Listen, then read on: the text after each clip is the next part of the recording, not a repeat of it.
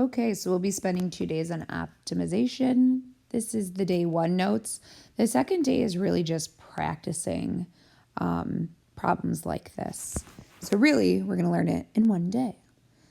First type of problem we'll be talking about today is maximizing revenue. So let's make sure we understand what revenue is. Revenue is the amount of money made, right, when selling a product.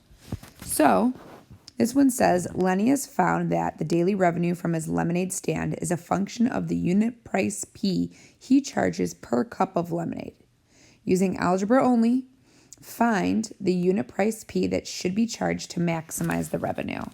And B, the maximum revenue R if R is equal to negative 64P squared plus 64P. So first off, it says using algebra only. You can use a calculator. It's just we don't want you using the graphing part of the calculator. We want you to use your algebra skills to find these answers. So let's think about this here. If we look at this equation, I have to say, okay, do I know what that looks like? The highest exponent is a 2. So that means it's a square, it's a quadratic. Therefore, I do know what this looks like. I know what quadratics look like. They look like parabolas. Since it's a negative lead coefficient, I also know that it's a downward facing parabola. So what I'm going to do over here is I'm going to do a sketch of what this looks like. So I'm going to draw my parabola, and I'm going to say that my x-axis is the price, because that's my input. My output is the revenue. All right, so this is a downward facing parabola.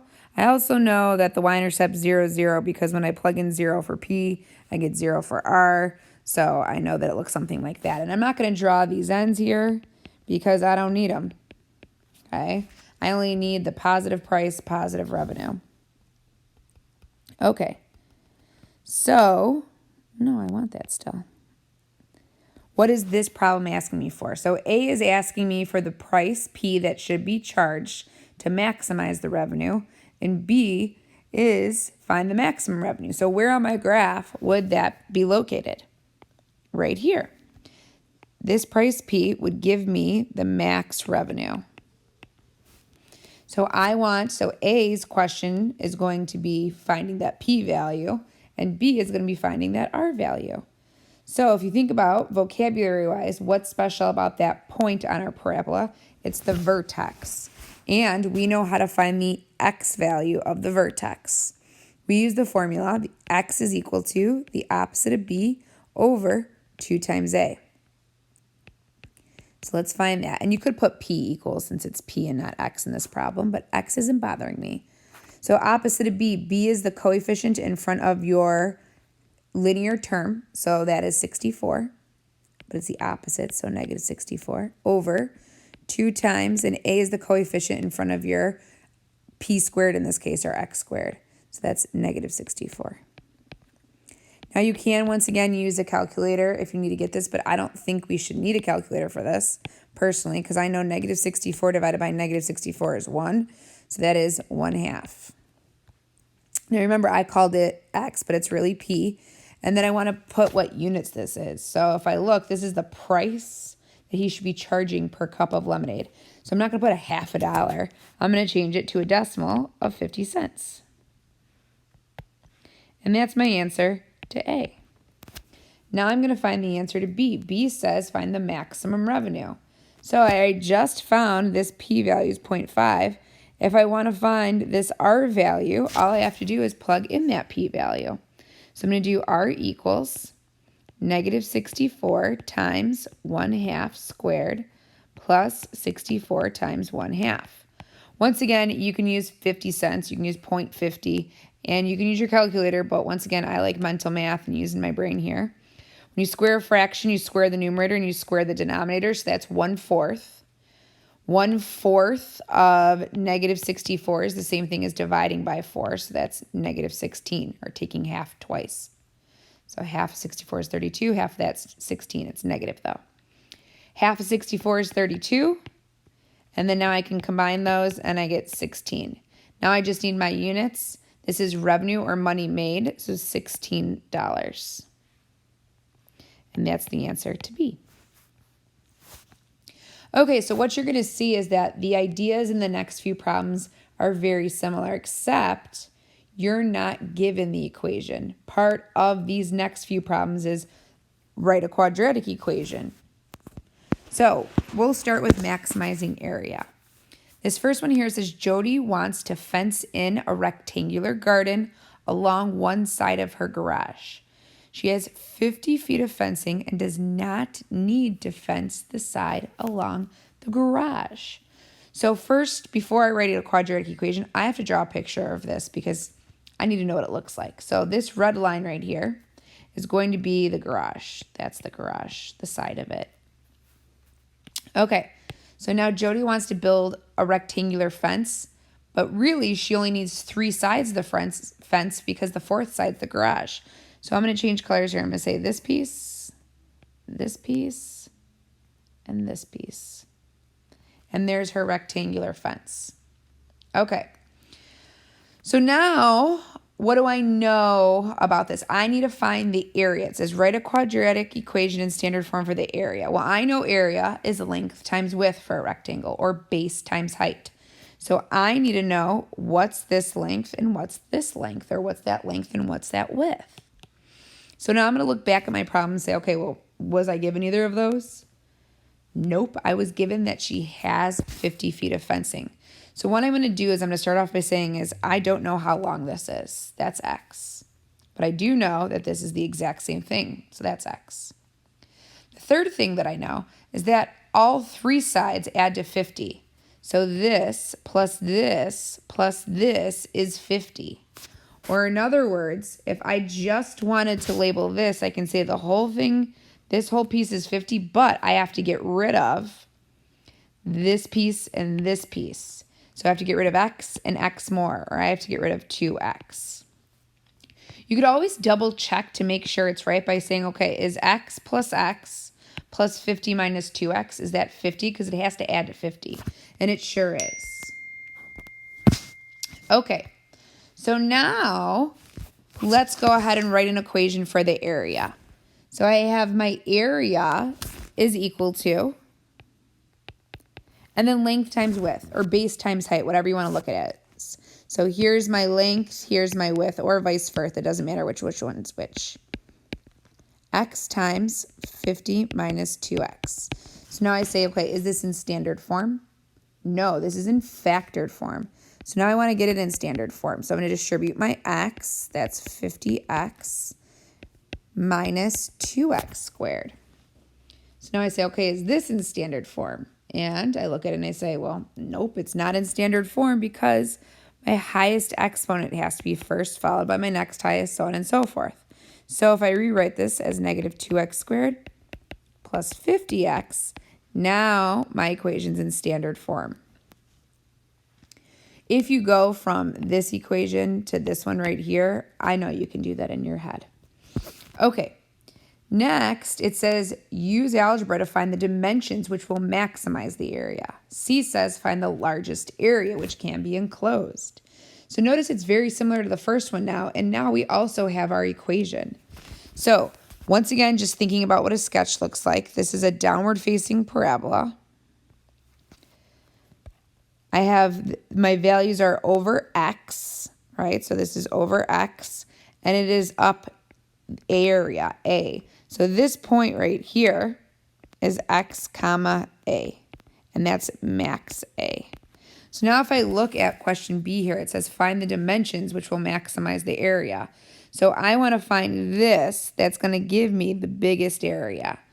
So that's what B is asking for. It's asking us to find that X value. Now, if you think about it, it's asking us for dimensions, okay? So make sure we know what this means. The dimensions, when I ask you what are the dimensions, I'm asking you what is the length and what is the width. That's what dimensions means, okay? All right, so I want to know this and this. So obviously I need to find X in order to do that. X is equal to the opposite of B over 2 times A. Once again, you can use a calculator, but I know my answer is positive, and I have to divide 50 by 4, which is the same thing as taking half of 50, taking half again. So 12.5. So now I know x is 12.5. So I know one of my dimensions is x. So that's 12.5. Look back for my unit, feet. And then I'm going to say by, and use an x right there to say dimensions, like 6 by 4, use 6x4. Okay, I need this now. Okay, I already know what x is, so I'm just going to plug in 12.5 there. So that is 25 feet. And there's my dimensions, 12 feet by 25 feet. So now I know what those dimensions are. C says using algebra, find the largest area which can be enclosed. Okay, so I have two ways of doing this. I know this is going to give me, these are my dimensions that give me the largest area. So I can just multiply those two. Or I can say, all right, I'm going to plug in 12.5 for x and see what I get for a. Either one works. So you do not have to do both. You can do this or you can do this. So I'm going to do 12.5 times 25. I don't know why I just closed out that. Let's go like this. Come on, calculator, still be open. Oh, yeah. Okay, so if I do 12.5 times 25, I get 312.5, and then this is feet squared, because feet times feet is feet squared. You could have also checked this. I could have done -2 parentheses, 12.5, close parentheses, square it, plus 50 times 12.5. If you do that, you should get the exact same answer, which I do. Okay, next one here, very similar, okay? You have to come up with the equation, but notice there's not part A and B and C here. It says using algebra, find the largest area that can be enclosed. Okay, so you have to get to C, but you need to do A and B to get there. So it says a farmer with 6,000 meters of fencing wants to enclose a rectangular field and then divide it into 3 plots with 2 fences parallel to one of the sides. Using algebra, find the area that can be enclosed. Okay, so first off, let's draw a picture of what this looks like. So we have a rectangular fence again, but this time it's not up against a garage. You need all 4 sides of the fence. So I'm going to draw my rectangle. Hopefully it doesn't turn it into a square. Well, it's going to be like that. It's imperfect, but it's okay. All right, so another thing that it tells me is that he wants to divide it into 3 plots by making 2 more fences parallel to one of the sides. So you can either do these with vertical or horizontal lines. It doesn't matter. I feel like vertical lines are just going to fit better in this. So now I have 2 extra fences parallel to 2 of the sides that are the same length as the 2 sides right there. Okay, and it's breaking into 3 plots right now. Okay, so once again, I did not give you the length and the width of the fence. I gave you the total of 6,000. So I don't know what this is, so I'm going to call it X. But I know that this is the same length, this is the same length, and this is the same length. Okay. So now I have to come up with something to label that longer side, which I don't even know if it's the longer side, but in my picture for what I'm imagining it is. So I say, okay, well, I have 6,000 feet of fencing, and I already used 4 X's of it, right? Whatever X is, because I don't know what that length is. Now I can't label this 6,000 minus 4X because what about this side, right? So I have to say, okay, well, there's 2 sides now. I have to break that into 2 parts. So I'm going to divide it by 2. So if I divide that by 2, I get 3,000 minus 2x. So make sure you divide this by 2 and this by 2. Okay, so now I know this is 3,000 minus 2x. And this is also 3,000 minus 2x. Okay, so people that kind of come in and out of listening, they'll be like, wait, when do you and when you do not divide that by 2? I didn't divide it by 2 here because there weren't 2 parts. There was just this one part.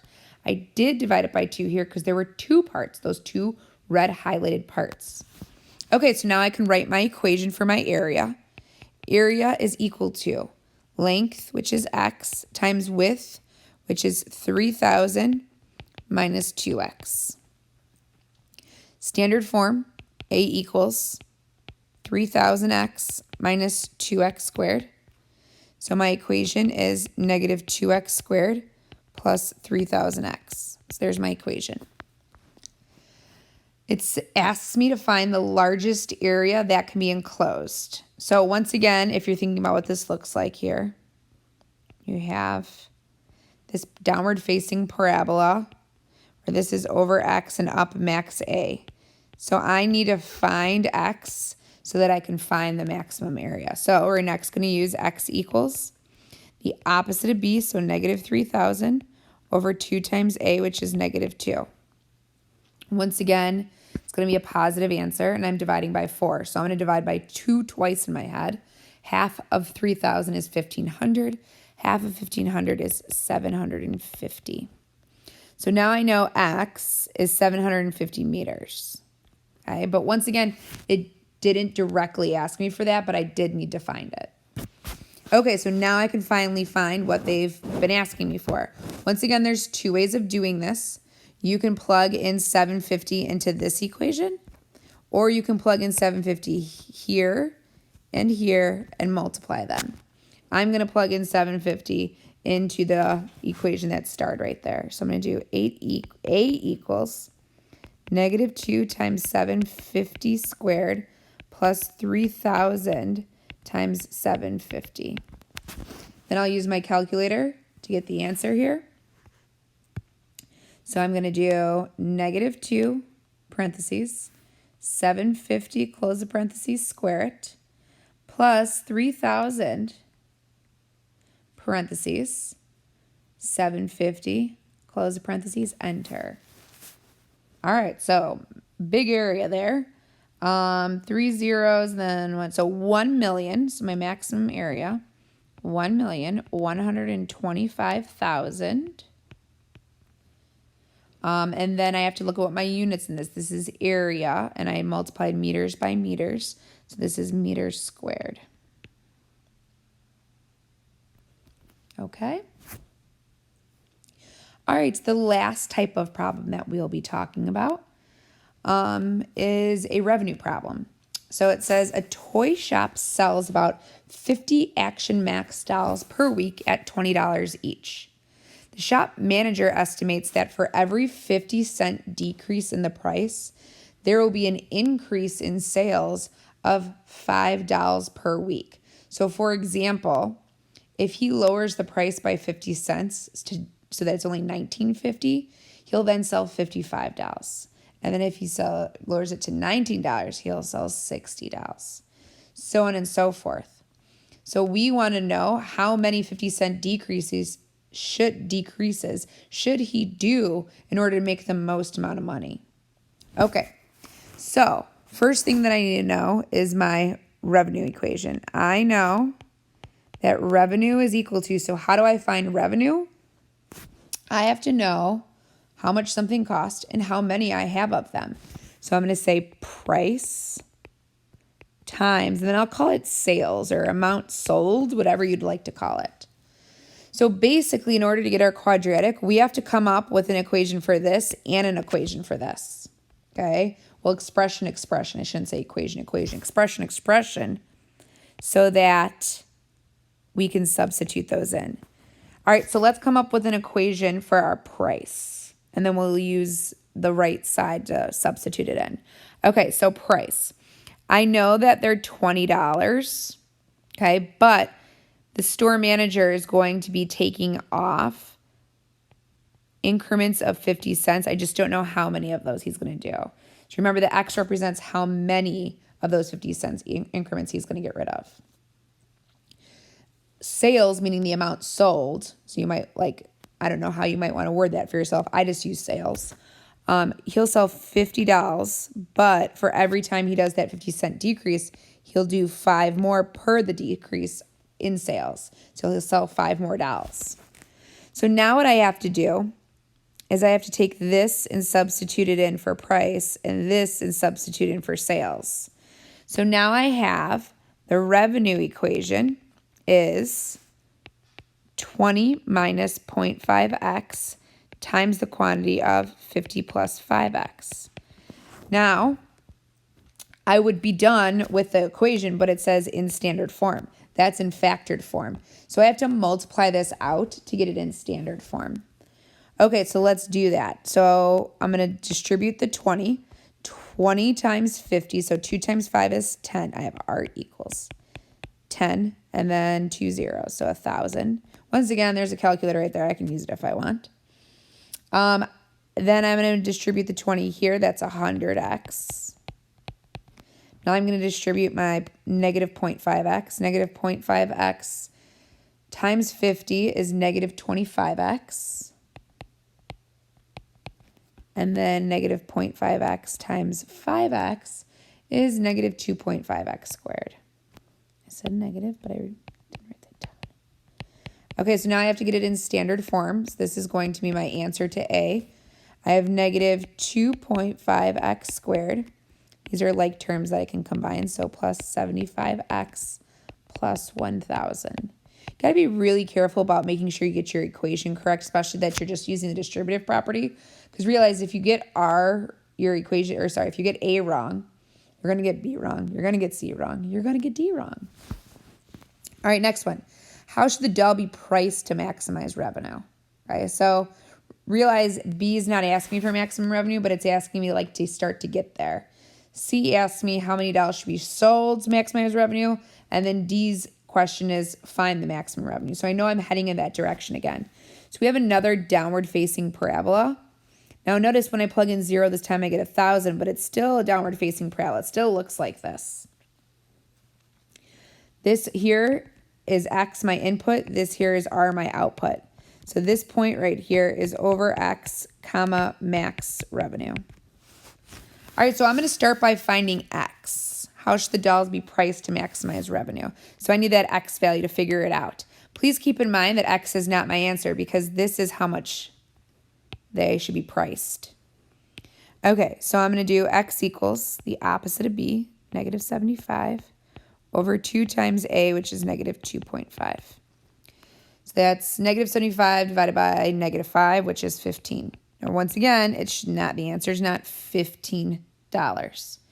That's how many 50-cent increments that it should be decreased by. So now I'm going to find the actual price that it should be priced out at. So price is equal to 20 minus 0.5 times 15. They should do 15 50-cent price drops. So I'm going to do 20 minus 0.5 parentheses 15. Close it, enter, $12.50. So he should sell the dolls for $12.50. How many dolls should be sold per week to maximize revenue? So how many should be sold? That's S right here. So to find S, I'm going to do S equals 50 plus 5 times 15. 50 plus 5 times 15 is 125, but just to double check, it is, yes. So S should be 125, and this is not money. Remember, this is how many dolls should be sold. So this is 125 dolls. Last, find the maximum weekly revenue.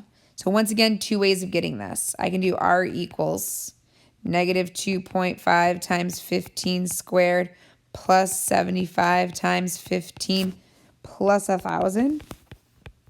Or I can just do price times sales, right? That's what revenue is. Revenue equals price times sales. So I can do revenue equals 12.5 times 125. I hate that I wrote an X though. Pretend like it's not there. There. 12.5 times 125. It's just easier to type in my calculator. So I got 1562.5. Once again, I'm going to write my answer. Revenue equals, this is money, 1562. And I'm not going to put 0.5. I'm going to put 0.50 because that's how I write money. Okay, that's it for optimization.